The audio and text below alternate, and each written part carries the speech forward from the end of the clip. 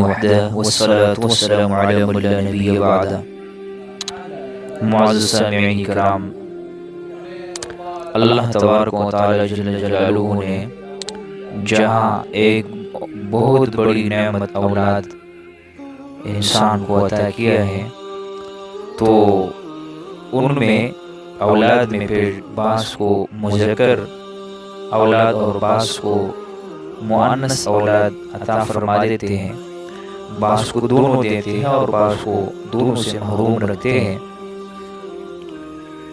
اب اگر ایسا عورت ہو کہ جس کی نارینہ اولاد پیدا نہ ہوتا ہو، تو اس کے لیے یہ وظیفہ آپ کریں انشاءاللہ تبارک و تعالی انتہائی مفید رہے گا۔